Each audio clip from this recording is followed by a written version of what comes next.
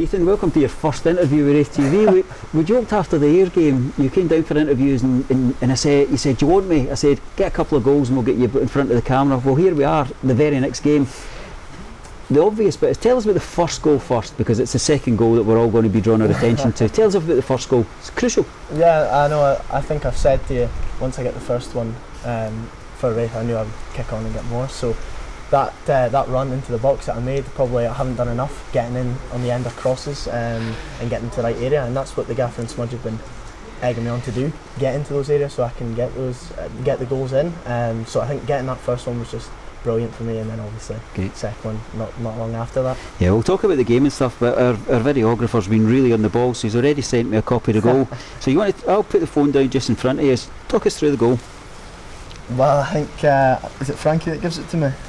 I can't really remember right now. I think it's Brad that gives it to me wide, and obviously I'll pick it up, and once I get by the first one, I want to keep going and keep going. It's funny, Regan Henry's screaming for it out wide from me, but no, I don't think there's much I can say really. I wanted to get in as close as I could to the goal, and obviously after that first goal I'll have the confidence to just go in and try and get by players. The final challenge in particular, there was a lot of kind of poise and a lot of balance involved in not kind of going over or succumbing to the obvious glimmer of a penalty or something at the end of it. But I think it's just that kind of composure I'm trying to get into my game when you're getting in and around those areas.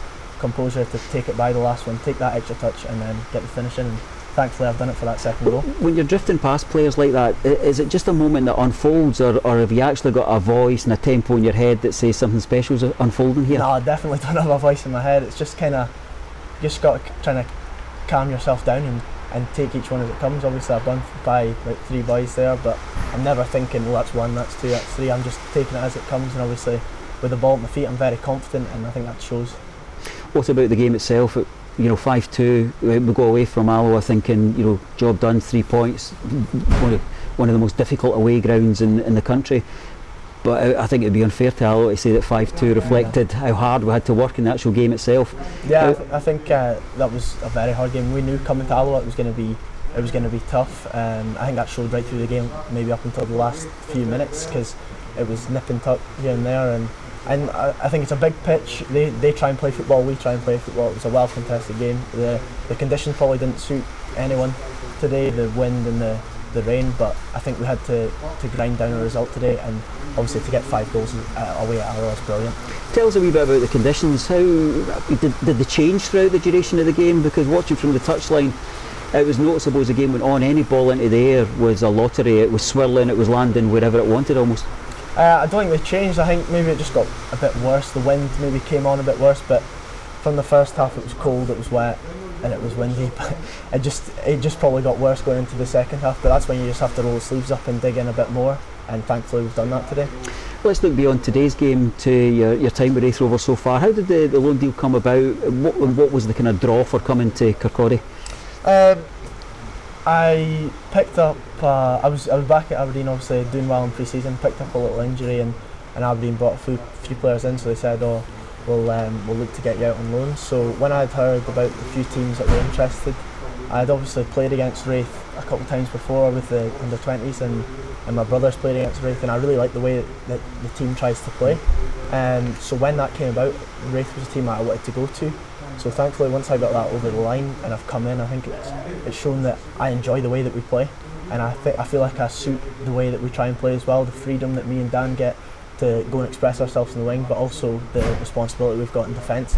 It's brilliant. I feel like I'm learning so much since I'm here. I'm really just loving it.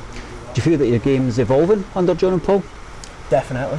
I think the little tips and demands that they put on me is really helping my game, and I feel that's what I need at this point in my career. I'm 19, I'm in the last year of my contract at Aberdeen, and I need to play games and I need to develop as a player, and I think this is the best place for me to do it.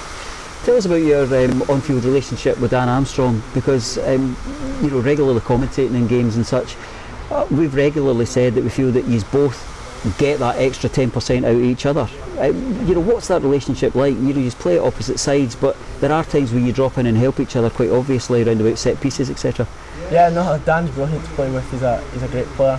I think when we're on the pitch together, we know what each other wants to do. We're very similar types of players. Obviously he's left-footed coming in from the right, and I'm vice versa.